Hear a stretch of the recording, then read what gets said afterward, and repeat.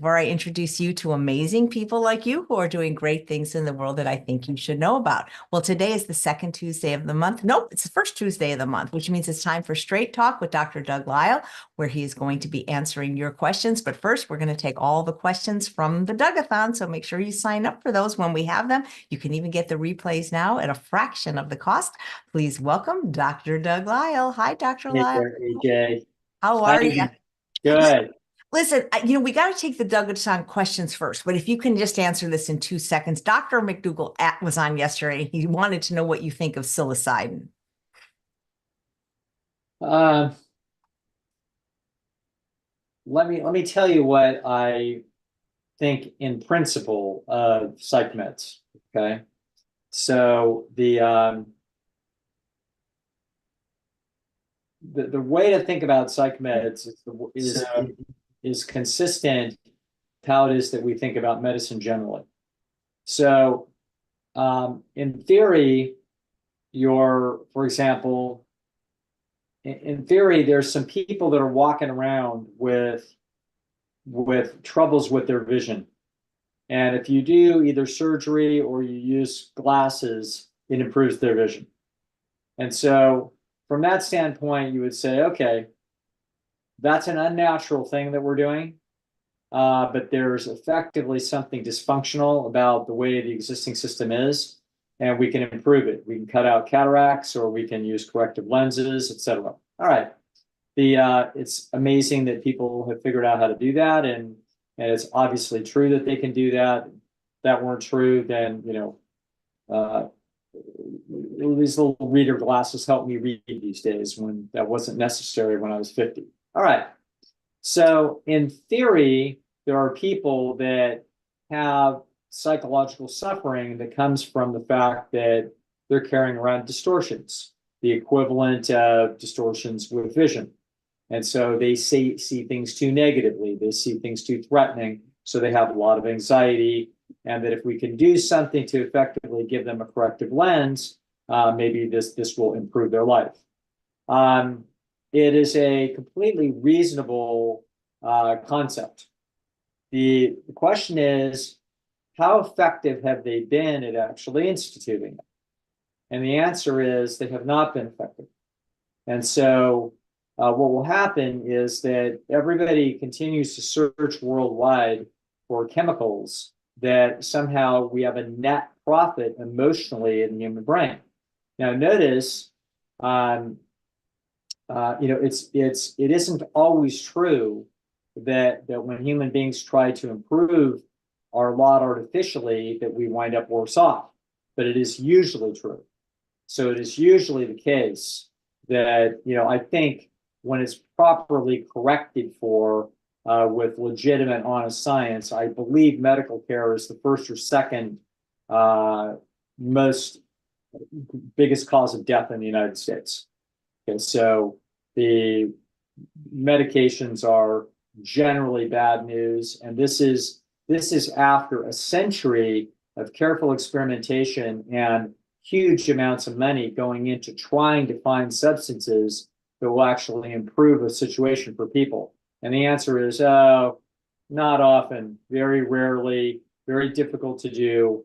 The best thing that you want to do is you want to avoid the things that you're doing that are out of balance that are causing the problem. So Dr. McDougall, in his own field, would definitely say, no, don't take metformin for diabetes. Take a potato for diabetes and get rid of the cheese. That's how we're going to solve that problem. He wouldn't say, let's take a statin for heart problems. He would say, no, for God's sakes, quit causing the inflammatory system by eating a bunch of high animal protein diet. Is causing a problem with the vascular system in the first place. That's what you need to do. Let's not chase it with medication. And so that's exactly how I feel about psychology. And so the only thing that a drug can do is it can cause a distortion in your mental functioning. It can cause you to see things less accurately than your brain is designed by nature to try to see things as accurately as possible. That is an extraordinarily complex biological and chemical computer. that does that. It's unbelievably complex.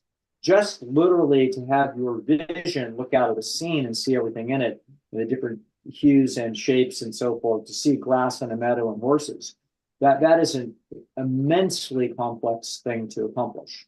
And we have that. That is the nature of our design. That's not even close to computing what we ought to be thinking and feeling about that scene. No, that's the extraordinary evaluative capacity of an animal mind, is to actually figure out, how is this good for me or bad for me, and to what degree. We can see that when we distort that process, we get drunks slobbering over females in a bar, you know what I mean, at 12:30 at night, trying to get laid, making an ass out of themselves. Why? The only reason they're doing that is that they are unconscious of the social costs that they're actually incurring on themselves. Oh, is that a good thing? You know, well, they feel less anxiety. Well, we don't want to feel anxiety. Well, we need to feel anxiety. And, you know, if you're not going to make an idiot out of yourself in front of your coworkers and your boss, you know, at the convention, then it'd be a good idea to not drink to the point where your brain gets distorted enough. You know what I mean? It's like, well, how much would be the right amount? And the answer is, well, what are you trying to accomplish? How much distortion do you want in that system? If you're attempting to actually, you know, put your best foot forward and behave as intelligently as possible, and so that other people can actually see how your mind functions, then the answer is none. Okay? But if you're wanting to give yourself plausible deniability about being a bit of an ass and hit on the secretary or hit on the cute guy, then go ahead and have 3 glasses of wine and have your brain distorted as to your understanding of the cost-benefit analysis of what was actually at stake. Okay. So psilocybin or anything else, these are methods to distort brain function so that you cannot actually compute the true cost-benefit analysis the way your brain was designed to compute it. Psychedelics, anything like this. So LSD, wow, it really opens up my mind. No, it doesn't open up your mind. It distorts your functioning so that you see things in a different light, but you're not seeing them accurately. This is how people fall out of buildings and, you know, drive their cars on the freeway 4 miles an hour and get pulled over. And it's like, what's going on? And it's like, man, I thought I was going 110 miles an hour. I was going 4 miles an hour. It's like, yeah, your brain is distorted relative to reality. So again, there's nothing, you know, you're going to hear, everybody's looking for magic in psychology. So they're looking for micro dosing of, you know, that's the latest decade. The latest thing this decade has been micro dosing of psychedelics in order to somehow help people. Okay. Have you ever done any long-term effects on that? Have you ever checked out what happens to people 10 years after they do it? You are distorting the brain. You are poisoning it. These are neurotoxins. The brain will defend itself against it. It won't do that with broccoli. It won't do that with a good night's sleep. Okay. It won't do that with the honest flirtation. It won't do that with, you know, cleaning out your closet or mowing your yard and having the satisfaction from doing that. No. But if you use psilocybin or anything else, that brain's going to defend itself because it will know that its processes have been distorted, and therefore it will have to put up a defense against that. Okay. Whether it's cocaine, alcohol, cigarettes, anything that you do to the brain to alter its function, it will defend itself in order to try to establish its capacity to see reality as accurately as possible. Okay. So does that mean I foreclose the possibility of either of two things? Number one, is it possible that this stuff is more benefit than it is harm? Theoretical. How likely is that to be true? Not very, not based on the current evidence of the last 75 years of experimentation in pharmacological psychiatry. Okay. Second of all, could it be true that certain individuals benefit from certain things? Seems likely that that should be true. In the case of, you know, a beautiful movie was called Regarding Henry, where Harrison Ford plays this sort of shithead lawyer, corporate dude married to, I think it's Annette Bening. I can't remember who yeah. And so it's a beautiful movie. And this guy gets shot in the head. He actually has a traumatic brain injury, and it has a positive personality change, and he becomes a wonderful human being. Okay. Is that possible? Oh, yeah. In other words, you could damage the brain in a way that you wind up with functioning that for other people, it's better, and maybe it's even better for them. Would you count on it? Well, it's a bad gamble. So my attitude is that, what do I think of it? Bad gamble. We're absolute, literally last resort. What comes before that? Everything else that we would do naturally to improve the person's physical ecology inside their body in terms of how their brain is functioning, as well as their social and environmental ecology about how pleasant the space it is that they live in and the people that they're interacting with, and how positive their feedback is from the world in that way. In other words, the first place I look are the fundamentals of mental health. That's the first place I look. The last place I look is some drastic intervention that's designed by nature to go in and disrupt normal functioning and hope that we improve it. That, my friends, is going and putting your mind on a roulette wheel. So, yeah, I'm not saying it's impossible that it could come up, 13 black, just what it is that you wanted, but the odds of that happening are low, as all of the evidence from biological psychiatry would indicate. So that's what I think of it. Dr. Lisle, does it matter what the substance is? So, for example, like if you take just a supplement that's just lavender for calming or anxiety, is that as bad as taking psych meds, for example? It's not. In other words, how distorted does, having lavender incense or something, like, are you weirded out? Do you feel like you're... It makes you, well, I was actually Dr. Nedley today, and he said, you're very anxious, you should take this. And it literally had one ingredient, lavender, and it is a capsule. And when I've taken it before, it just kind of, just. Right. We would expect that to have, in other words, if you have big effects, you can expect a big compensatory response from the biology of your mind to defend itself. If you have very small effects, you can expect to have very small defense. Can you expect to have a defense? Probably. In other words, anything that you use, even 1 cup of coffee, it feels like, well, it hardly does anything. It's like, yeah, but it does something. And that chemical disruption is going to get defended. And there will be a chemical defense in your brain against that, i.e. a tolerance, okay? Because the system doesn't like it. It sniffs out that you artificially impacted its neurological function. So this is a legitimate question, not only scientifically, but it's also a legitimate question for practical clinical issues. It's like, yes, but I feel like my life's better if I have a cup of coffee in there. Yes, but I feel like my life's better if I have a glass of wine at the end of the day. Yes, but I feel like it's better if I have a lavender pill. It's like, yeah, it's all the same thing. And so I'm not in principle against people saying, well, I think my life's better. It's like, well, I'm not going to tell you it's not. But if you start telling me that we're going to do major disruption of the mind, we're going to use Prozac, we're going to use, lithium for bipolar disorder, we're going to use, something like this, it's like, whoa, you better have extraordinary evidence that indicates that those people are better off long-term. You're going to use psilocybin. You're going to use something that has major disruptive effects on neurological functioning. You better have a hell of a stack of evidence telling me that the average person is significantly better off. And I will argue, and I can argue convincingly, that they have no such evidence for any psychiatric medication. So I don't believe that something like psilocybin, which is not a psychiatric medication, or maybe it's becoming one, I don't know, maybe the FDA has approved it for experimental use or some damn thing.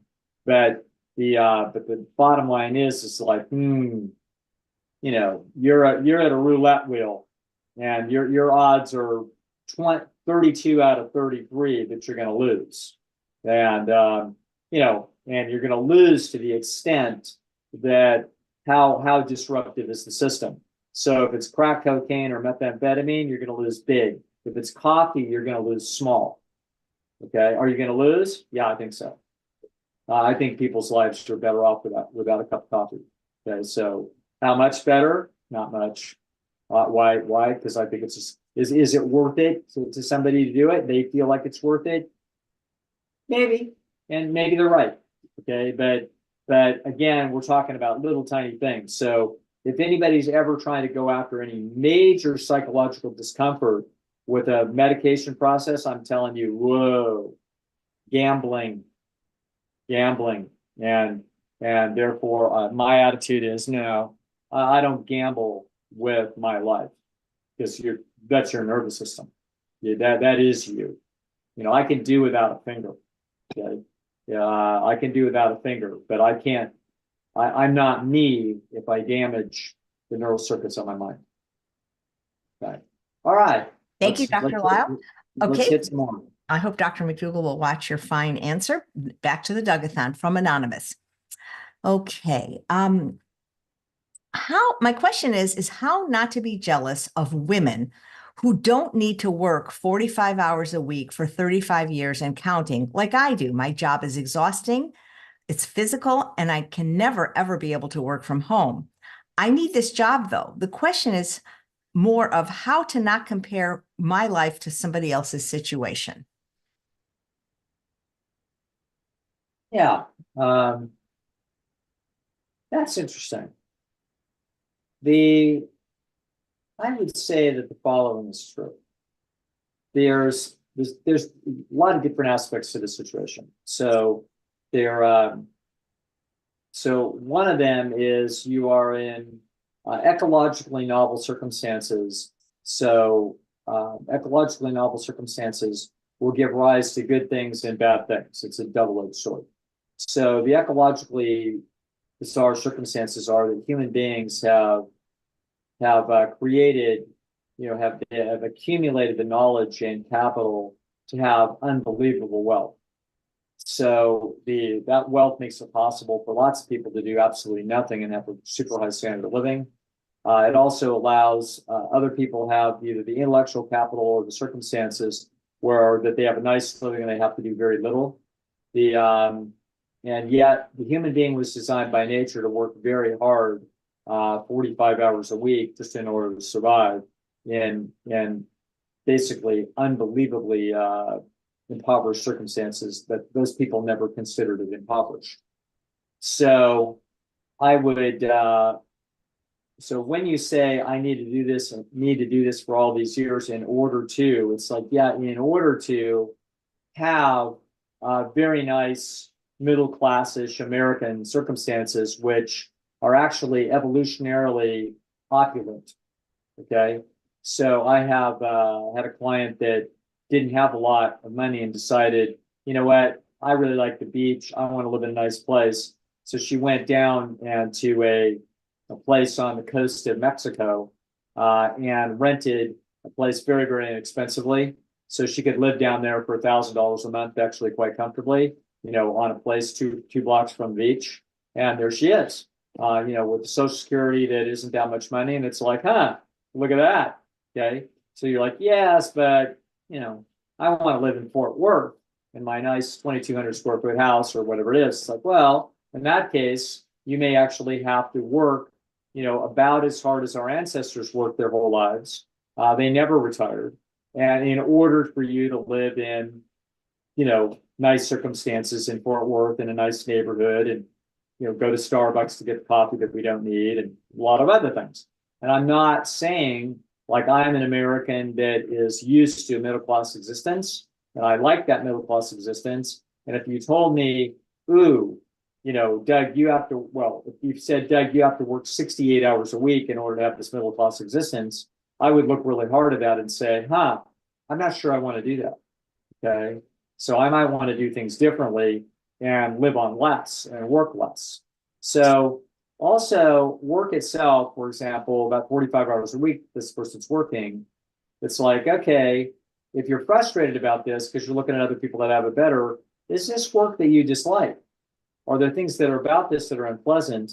And do we need to attend to this and see if there's any possible way we could get better circumstances? Okay. So something may be grinding on you, maybe pie in the sky to think that you could, but a lot of times people are kind of unhappy in circumstances where they suspect that there are better circumstances. And so it's not, I was also going to say you live in ecologically bizarre circumstances where some people don't have to do anything and some people have to work very hard. That never happened in the Stone Age. So it is not unreasonable for you to have an envious chip that looks over there and says, well, that feels unfair and bizarre. The same thing is true if you are, say, low average attractiveness and you look at attractive people. You can imagine there's some little girl right now who's 11 years old looking around the room and realizing, wow, I'm in the bottom quarter of this thing. And it's not because I'm chubby. There's nothing that I can see that I can do anything about. I'm just plain face. And looks like that's the hand that I've been dealt, and I'm going to have to play this hand out, and I don't have a choice about it. And there's three cute girls that are giggling on the other side of the room because the boys are flirting with them, and they're all in the top quarter. Okay. And it's like, boy, that's hard things to swallow. These kinds of realities of discrepancies between people and their circumstances can definitely be cause of envy. And there's a reason for that envy. That envy is to signal to you, is there a way for you to scheme to get to better circumstances? So part of your question is, how do I get rid of the feelings? Is have you exhaustively looked at all of your options? Okay, so those are options. There are options. There are people right now, expats in Thailand, that decided at 60 years old, well, I don't have a big retirement and I don't have a lot of money, but I can live unbelievably comfortably over here, in this place or in Guadalajara, et cetera. So, we do have options, but we're like, well, I'm not sure I want to do those options. It's like, okay, but let's put them all on the table. Let's try to figure out what it is that you most want and what is it that you're frustrated about, and how might we elegantly close the distance between the things that you want, and what it is that you have and what it takes to get it. So, it's the case that there are. So I think in this person's case, for example, there's so many things to say about this, but there are always options. So, for example, and I'll also say this, that this is, whoever's listening to this is in no way an indictment or criticism about how you're living your life. I'm trying to go around and have a cinemascope from every single angle of this thing to try to be as helpful to show you that the chessboard is way bigger than you may have been thinking that it is. And that is that there's also the possibility of the accumulation of capital, that people can work 60 hours a week or 70 hours a week pretty easily. So many entrepreneurs work 70 hours a week, 80 hours a week. So it's like, it's kind of interesting. You're working 45. You understand that you actually could easily work 70. People all over the world work 70 hours a week to survive. So there's another 25 hours a week that if we get, ingenious about it, there may be money to be made that could be saved and capital could be accumulated over a period of time that would put you in a position to have a better retirement earlier as a result of the accumulation of that capital. So, et cetera. So there are ways to try to, there's a lot of opportunity. Most people aren't willing to do those things to do that. They're willing to basically, there's places that you can move to that are more pleasant and cheaper, et cetera. There's always moves on the chessboard. Sometimes we've generally optimized our circumstances relative to what it is that we think that is the most important to us. But sometimes if we take a hard look at that and realize, wait a second, what if we were willing to sacrifice X? What happens then? And the answer is, the chessboard changes. Different lights go on, different opportunities exist. Okay. So you could, for example, work very hard for 3 or 4 years, squirrel away an additional X amount of money, and with that money, literally buy a dwelling to live in, or close to it somewhere that would be much less expensive to live in than you are now, and work less at an easier job. It might not be as pretty or as fancy, but it could be done. There's places in the United States where you can buy a perfectly acceptable dwelling to live there for $100,000. It's like, oh, that's interesting. Okay. And if you don't have such a place and it's more expensive where you are now, understand what would be theoretically possible for you. That 3 or 4 years of extra work and squirreling away $10,000 or $15,000 a year by being really tight on your budget. Oh, we could darn near buy one of those places and have a $300 a month payment. Oh, that's interesting. And there, what could we do then? Oh, I don't know. Work at Kmart. Well, they went broke, so I guess we can't do that. But all I'm trying to say to the answer to this question is several things. So there's one answer is all the practical things you could do, which are actually pretty broad. And the other issue is to understand also that it's not your fault that you've got an envy chip that is looking for the difference between you and other people, but sometimes we're looking at the wrong people.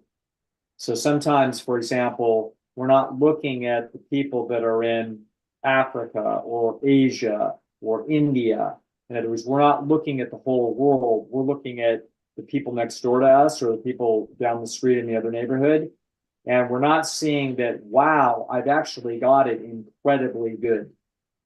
So, I personally, and I know Dr. Alan Goldhammer feels this way, we actually have a feel for this. I don't know that if you can talk it into anybody, maybe you can.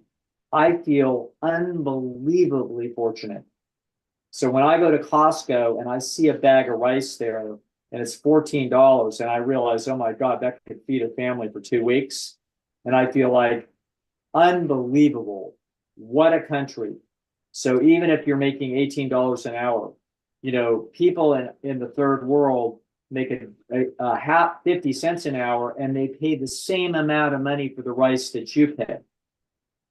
So you realize, oh my God, my standard of living is magnificent compared to the average person in the world. I'm not talking about the poor person in the world.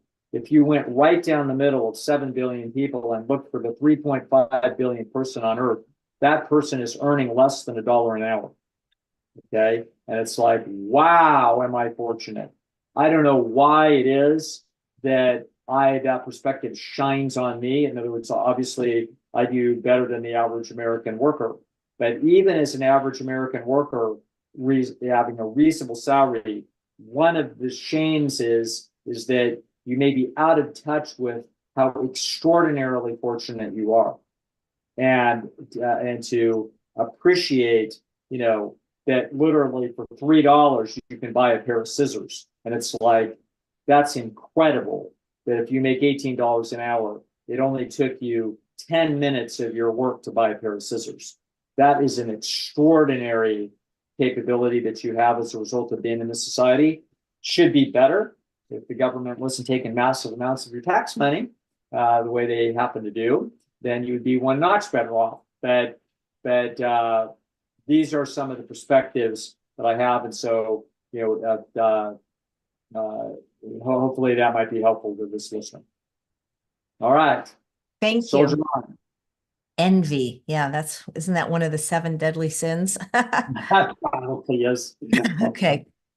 So this is from, let's see if I'm allowed to say the name. I think so. It doesn't say anonymous. Alexis. Okay. So, and we're going to link to episode 308 so people can get more information, because she's quoting an episode of the Beat Your Genes podcast every other Wednesday, guys. It's amazing. You can hear it on every podcast format and now also on YouTube. And she says she listened to episode 308, question 3 of the Beat Your Genes podcast, where Dr. Lisle talked about, in quotes, spiking the food as a, quote, last move on the chessboard for those with a long history of struggle with the binge restrict cycle while eating a plant-exclusive diet, with the intention of increasing the overall calorie density to a diet more comparable to around the 700 calorie per pound caloric density of our Stone Age ancestors. Per Dr. Lisle, this is accomplished by adding, for example, tofu, avocado, or corn tortillas to an already excellent plant-exclusive diet, but for those who need to lose weight, avoiding nuts and nut derivatives. What specific experiments can be run to determine on an individual basis what type of spiking and how much spiking one can handle without triggering the pleasure trap? Specifically, what would those experiments look like in practical terms? And for those who need to lose weight, does that include abstaining from seeds such as ground flax seeds, sunflower seeds, and tahini? If I was trying to lose weight, I would stay out of all nuts and seeds completely. Okay, so the the rest of the question is that I think it's a mistake to feel like something that is higher calorie density is going to quote trigger the pleasure trap. The pleasure trap is more generally the following: that if you have a supernormal stimuli that is hitting a nervous system consistently over a long period of time, then what happens is the nervous system adapts to it. You know, precisely like I was just telling you about psilocybin or psychiatric medication or something like that. So the kinds of foods that I'm talking about are not supernormal stimuli. So a corn tortilla is actually not a supernormal stimuli. Corn tortilla is something not inconsistent with something that your ancestors in our natural history would have eaten. Now, and what I've told people about that is a big problem in general is the widespread use of dried carbohydrates. And so my attitude is dried carbohydrates ought to be intelligently utilized as a method for eating wet carbohydrates. That's why you heard about tortillas. In other words, so there's rice and beans in those tortillas. So the heart of that thing is going to be the wet starches, but we might have a little bit of dried starch because at the higher calorie density, it's tickling the nervous system into thinking that it got something that's the equivalent of meat. Okay. Meat is 1,000, 1,200 calories a pound. It is definitely not a supernormal stimuli. That is absolutely a natural stimuli for people. So but there's going to be nothing really equivalent in nature that is like peanut butter. That's going to be pretty tough. In other words, and God knows our ancestors might have ground up some nuts at some point. They probably didn't. They ground them up with their teeth. But the point is that could they have done such a thing, and would they have done such a thing? Yeah, not and put it in a nice jar that's super smooth that you can take it out with your knife and then spread it on bread. Trust me, that never happened.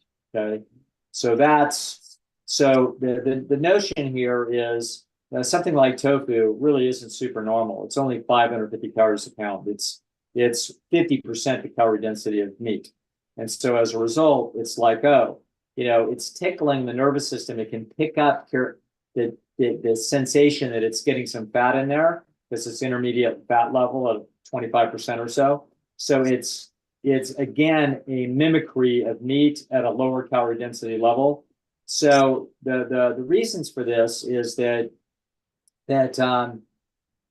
people that are trying to do maximum weight loss, whether it's a McDougall maximum weight loss program, True North's program, Chef AJ's program, that is like a Doberman pinscher with your ears pinned back. I mean, this is like we are damn well going to be successful. In other words, we're going to lose the maximum amount of weight as efficiently as we possibly can.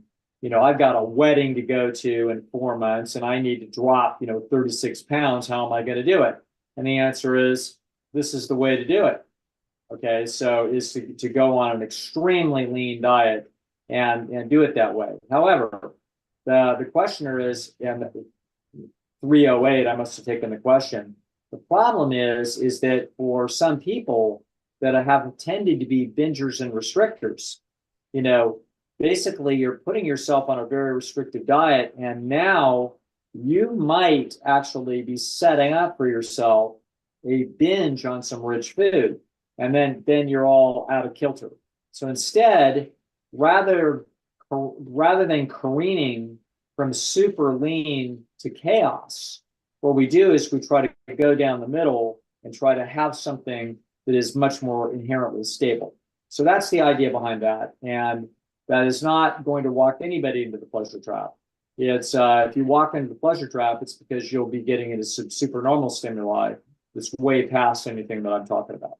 So outstanding question. And yeah, I think that's a useful message for binge restrict people is, whatever I said in 308, probably said it longer in greater detail. I'm going to encourage people to listen to that, and we're going to link to that both in the chat and the show notes. And you know how you always tell people to eat, wet starch, right? Wet carbohydrates as opposed to Right. dry. What I've told people based on learning this from you is to eat wet fat as opposed to dry fat, meaning avocado and tofu as opposed to nuts and seeds. That's so good, AJ. That is right on target. God, I hadn't quite put that together, but that is exactly right. That is exactly the way I'm thinking. Beautiful. Well, I learned from the master. What can I tell you? All right. Outstanding. That's great. Thank you. Okay, so this is from Carol. Does a previous 7-year opiate addiction over 20 years ago change your brain to be very sensitive to the calorie density of foods? I have been bulimic for 18 years after getting clean, cold turkey 18 years ago. Thankfully, 3 months ago, I found you and Chef AJ, and I've had healing like I didn't think is possible. My anxiety and depression are all gone. I'm enjoying life after 58 years of misery. I'm a nurse at a drug treatment center where we get 3 free meals a day, and the nurses are always ordering in and bringing food that is everywhere. A cookie bakery donates their cookies once a week. I'm new to whole food plant-based, but spent 3 years working there and eating my way through and binging and purging after almost every shift. I'm now thinking I need to find another job, although I'm doing better now on whole food plant-based. It's not a safe environment for me. So there's kind of 2 parts of that question, but I guess the first part is, does a previous 7-year opiate addiction change your brain to be sensitive to the calorie density of foods? No, it doesn't. So your brain is extremely sensitive to the calorie density of foods, as are the brains of all animals. So all animals are extremely sensitive to calorie density differences in food. That's why an apple, a 300 calorie pound apple and a 270 calorie pound apple, they can look exactly the same on that tree. But when you take a bite out of one of them, it feels a little flat, slightly sour, and you don't like it. You take a bite out of the other one, and it is it's enjoyable, and you're really pleased with it. That difference is extremely small. That difference can be the difference between 9 calories in your mouth and 10 calories in your mouth. Literally 1 calorie difference can be the difference. And so your brain is extremely sensitive to those differences, and it's that way. And having had an opiate issue is not related to that problem. That is an innate characteristic of humans and animals. All right, good question. Yeah. And yes, she's making super good headway. She may need to find out if it gets to be just too rough being in that environment. You may need to shop for a different job. If that environment continues to sabotage you at a level that you cannot fight against it, then we need to see if there's another environment where you can do what you do and be well compensated that isn't such a food ecological nightmare. Nothing worse than a nursing station for having seized candy all over the place. Well, a wise man once told me we must work harder on our environment than we do ourselves. Well said. It's crazy to me. I used to be a respiratory therapist. How much crap is at the nursing station? And if you're thanking people for saving their lives, I mean, giving them a 5-pound box of seized candy makes no sense to me. But anyway, well, people are just trying to express their thanks, and the pleasure trap is ubiquitous there. Yep, it All sure right. is. Okay, What else here's a fun question from Adeline.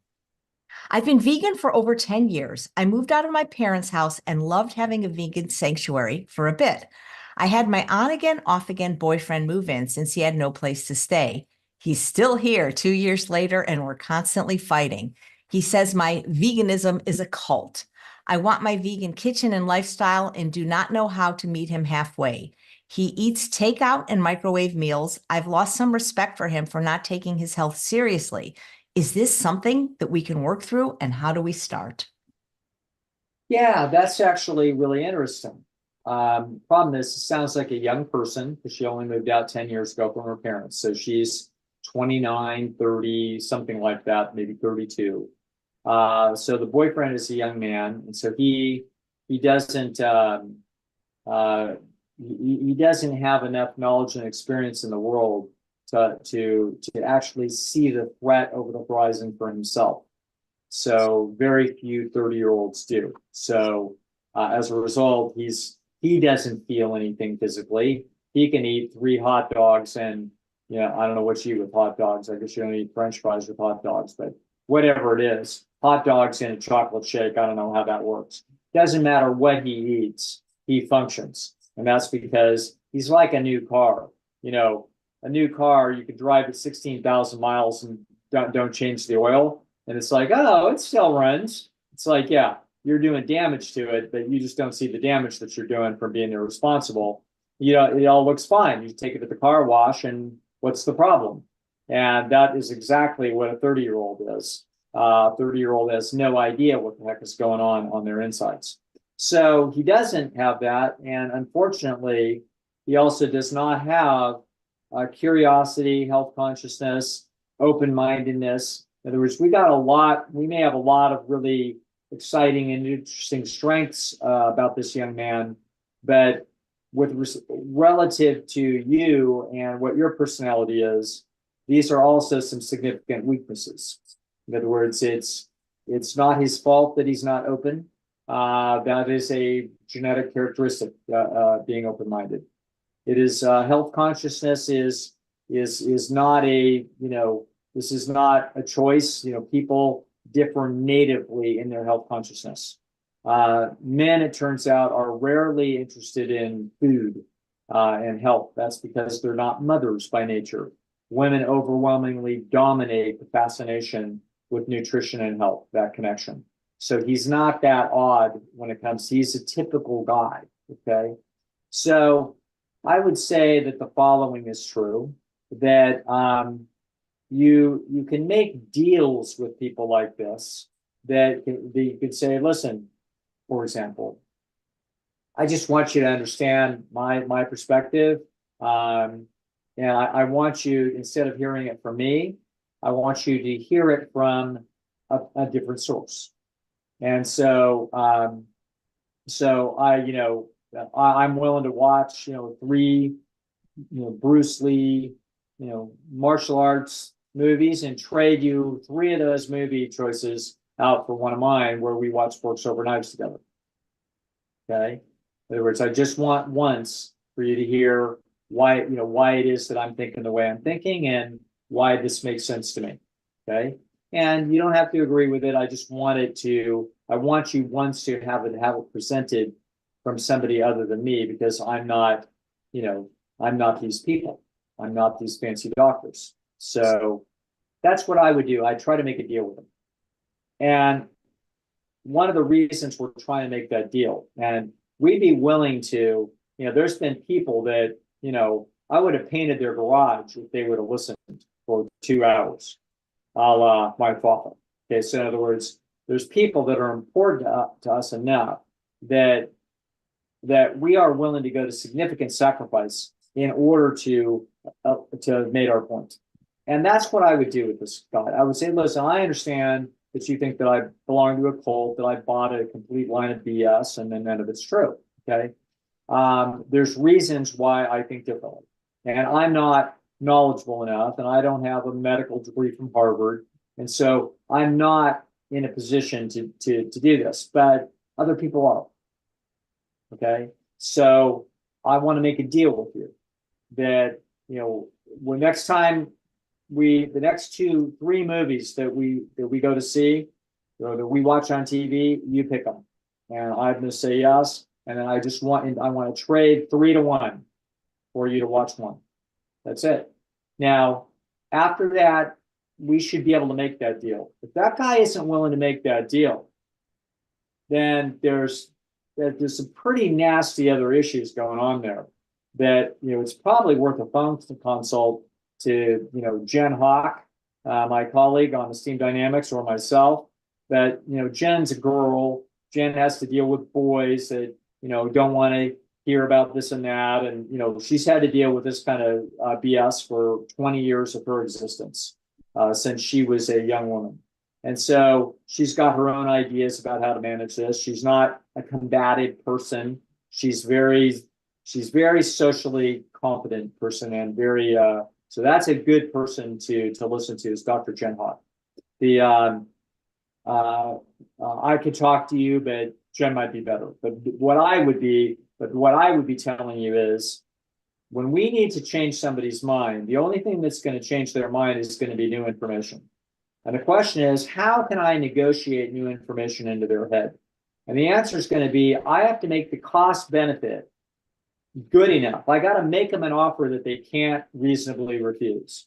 And if I make that offer and they reasonably refuse it, then I've learned something important. I'm not sure what I've learned, but I've learned that there's something behind their cost benefit analysis that I don't understand, or that may be an indictment of something really problematic with our relationship or with them as a human.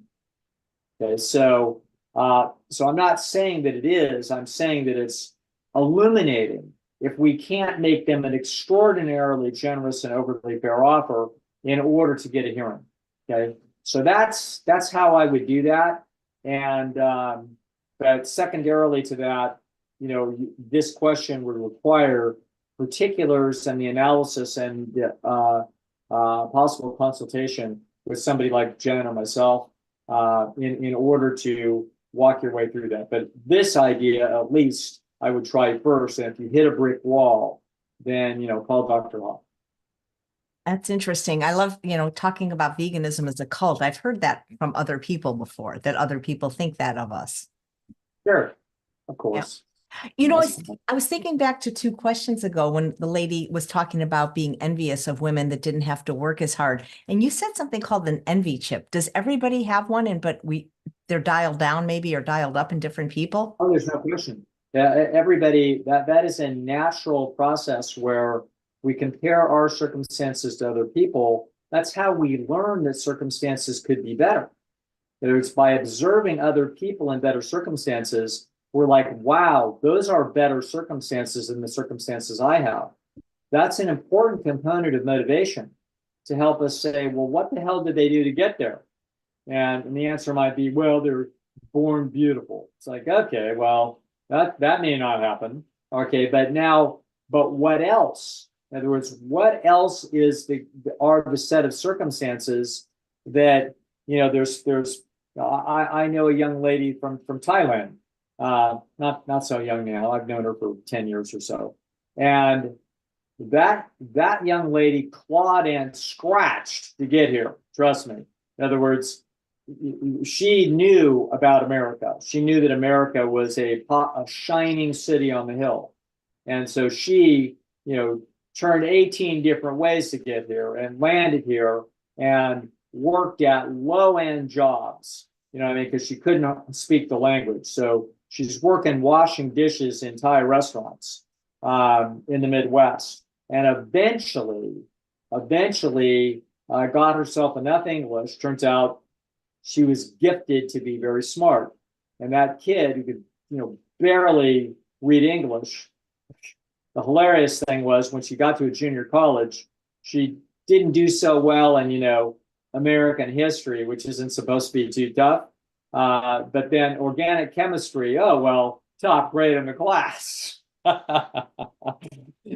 long as you don't give her any English words, if it's all just pure numbers and formulas, it turns out that there was a very bright scientific mind in there. But she fought her way to getting a nursing degree and now lives a nice life, okay?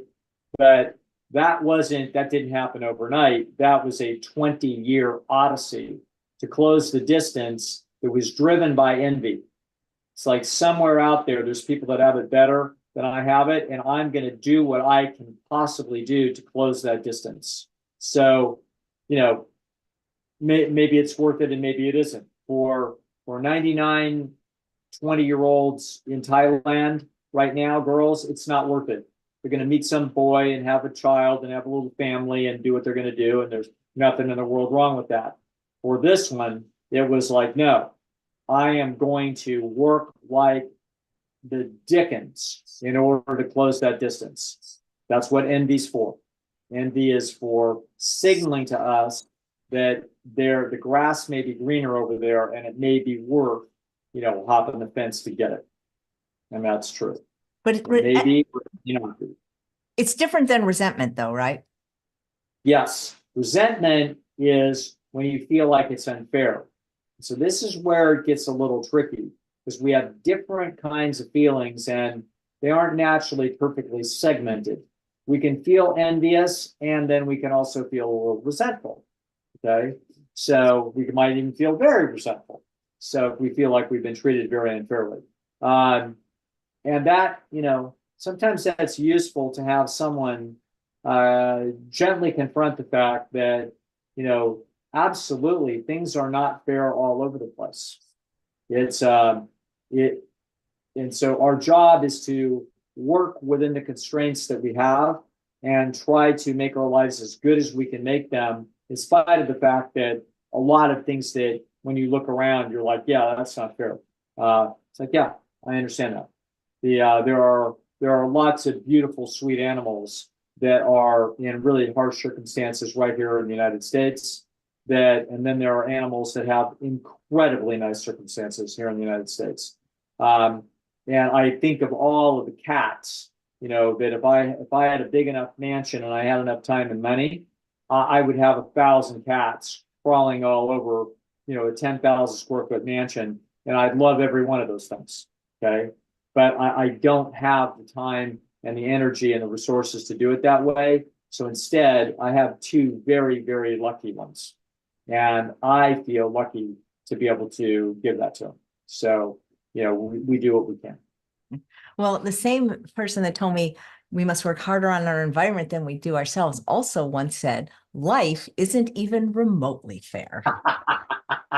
we should have a Doug a day calendar. Like, I have this really cool calendar. We should have a Doug a day. I'm going to work on that, actually. That'll be my next project, Doug a day. Okay. All right. So Vicky would like to know, I get the sense that the concept of food addiction is not readily accepted in the scientific community. Can you please comment on the reasons why some do not believe food addiction is really an addiction? Are there ways that drug addiction and food are there ways that drug addiction and food addiction are different? Yeah, this is a problem with the fundamental problem here is the difference between categorical thinking versus continuum. So categorical thinking is like, well, that man is tall. Okay.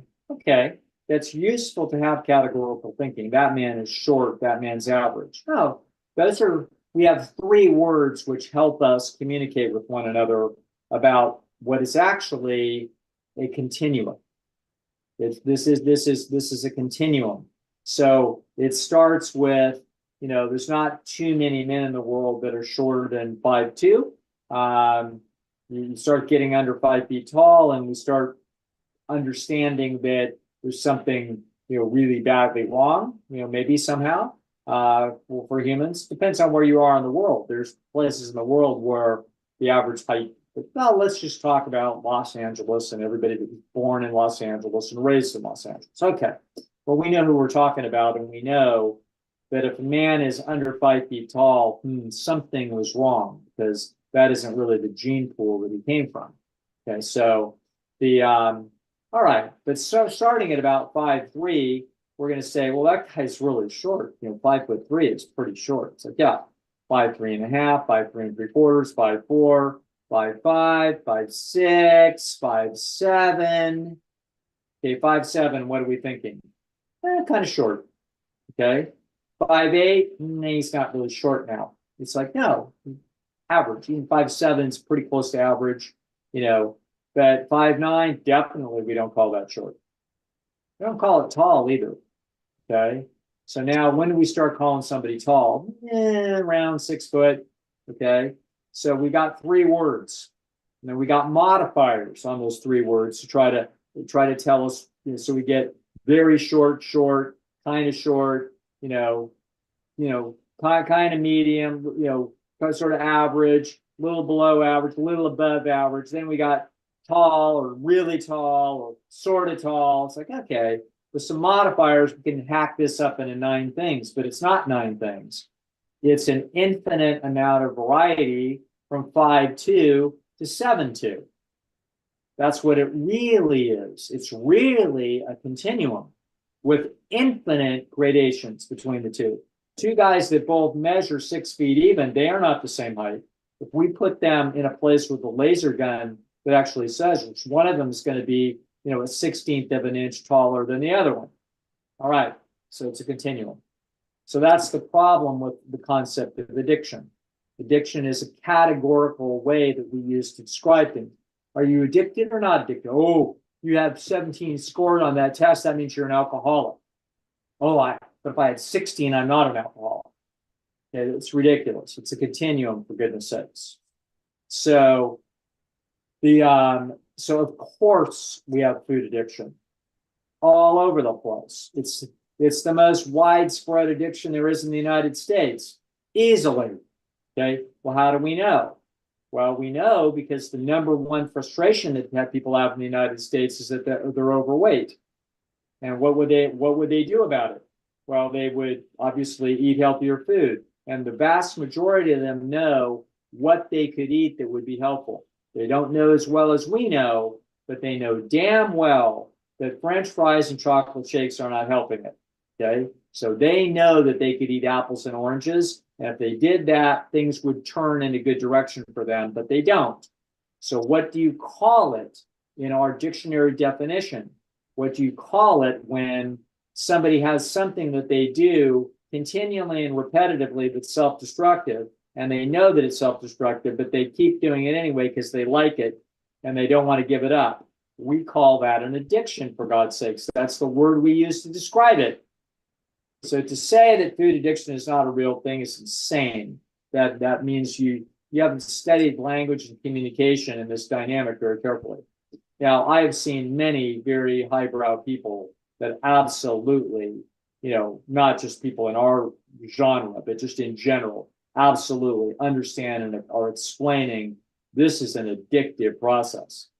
And that in fact, they have indicted the food industry with following down the path of tobacco, because it's as friends of mine have said, it's the same people. In other words, it's all about, they understand fully that this is all about hyperactivating the dopamine pathway. And the job is to keep running experiments to try to figure out what chemical combinations do that best in the human brain. And that's what it is. So of course, with those supernormal stimuli attacking the native neural circuits in a human, they have found kind of what it looks like. It kind of looks like a cheeseburger and a Snickers bar and a Coca-Cola. That's what it looks like. Those are exceptionally good supernormal stimuli to go in there and do that. And so, and then if you tell a person, oh, don't eat the cheeseburger, the Snickers bar, or the Coca-Cola, and you tell them, no, actually eat potatoes with some nice, beans dripped over the top of it, some nice vegetarian chili over some baked potatoes, and, just drink some just pure crisp water.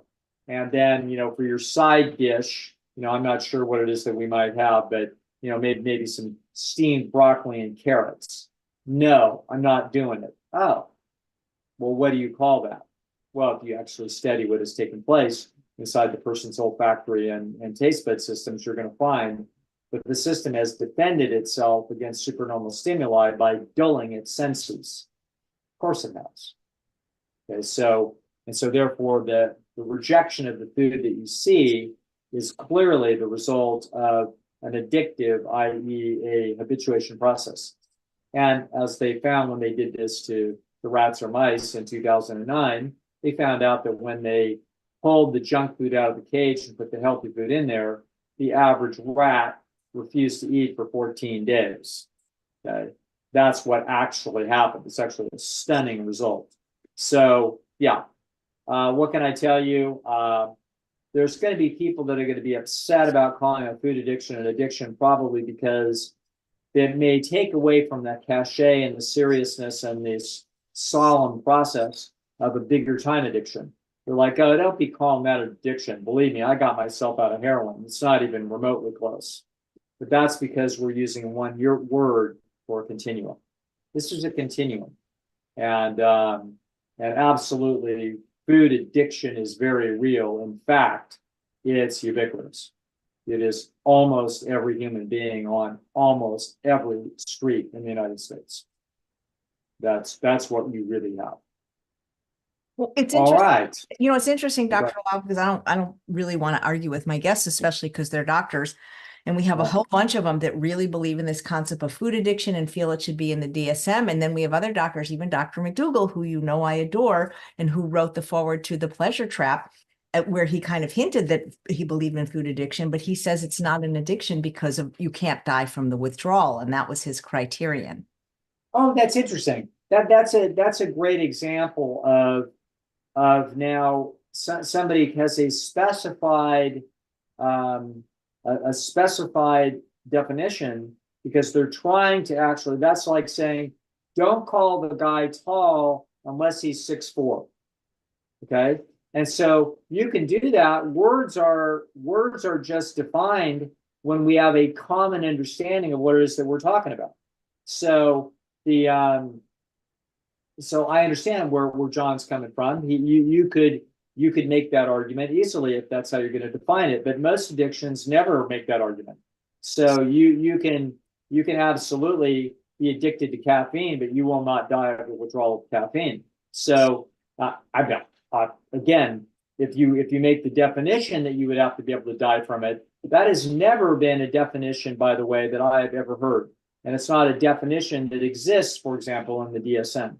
The DSM, the Diagnostic and Statistical Manual for Psychiatry, as far as I'm concerned, is not any authority on anything. None. There's no stats in it. They called it the Diagnostic and Statistical Manual starting, I don't know, in the 1960s. There's never any stats in it. They don't do any science behind any of this. These are committees that meet and guys kick it around.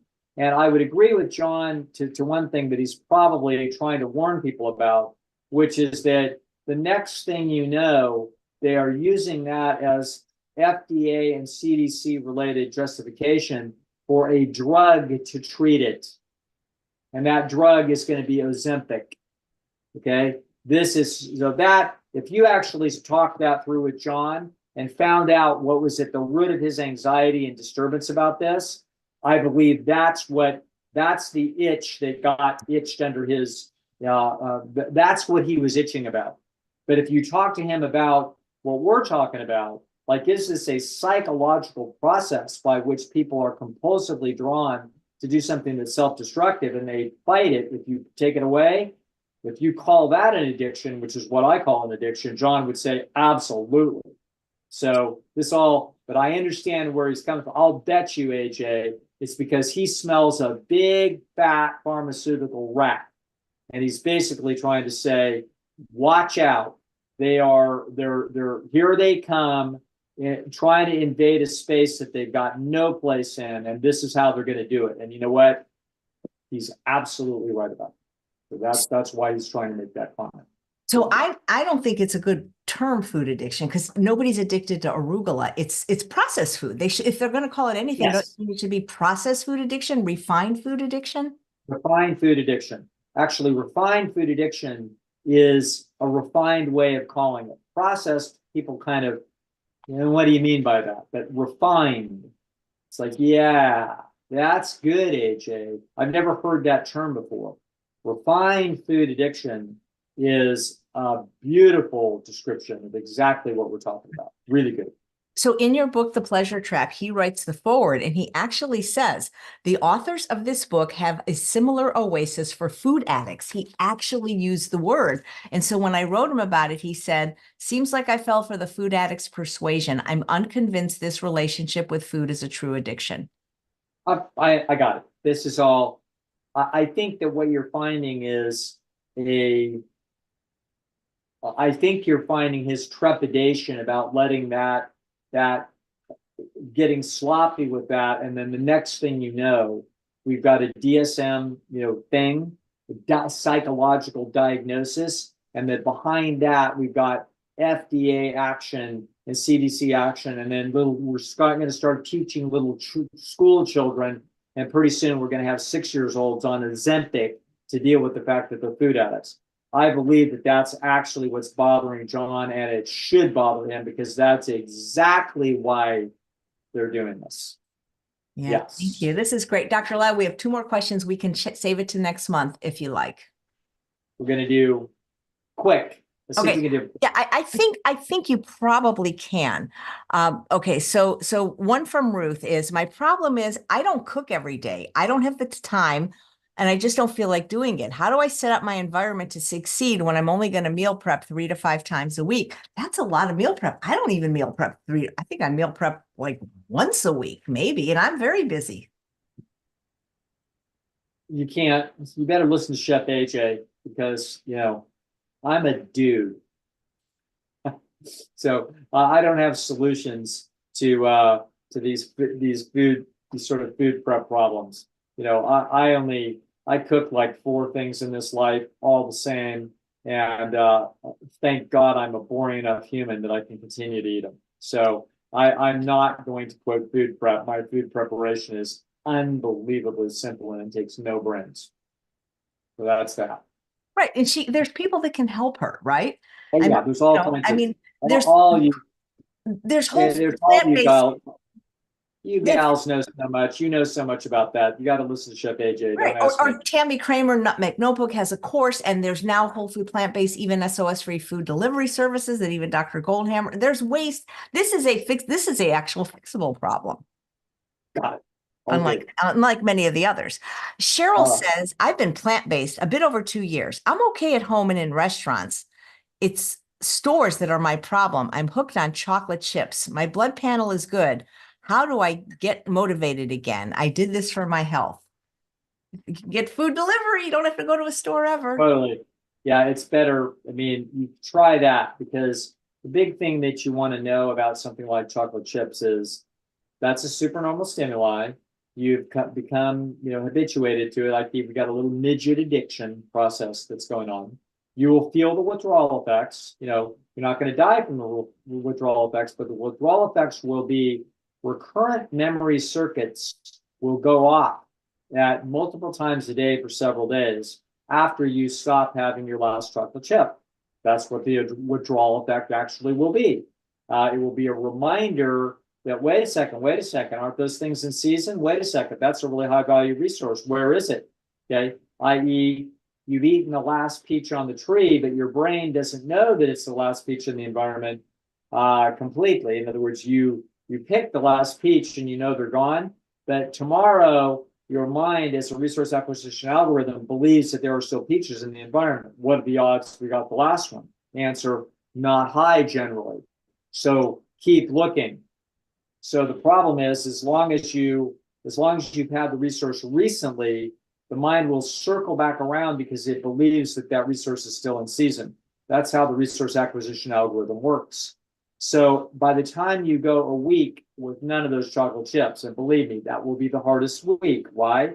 Because the system's going to be saying, those things exist, go get them. Those things exist, go get them. But by the time you haven't tasted one in a week, the nervous system starts to infer that they're not available.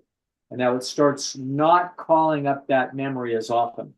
And by the time you go 2 weeks or 3 weeks, that call will almost not be in existence. So it's useful to know that the way out is abstinence. That's exactly, in fact, not only is it the way out, from the best I can understand, I believe it is the only way out. Oh, that's a great quote. Thank you so much, Dr. Lisle. It was great. My great pleasure. We'll see you soon, AJ. Thanks for having me. Thank you. And thanks all of you for watching another episode of Chef AJ Live. Please come back at 9 a.m. tomorrow for plant-based cardiologist, Dr. Baxter Montgomery, talking about the critical role of cardiac testing. Take care, everyone.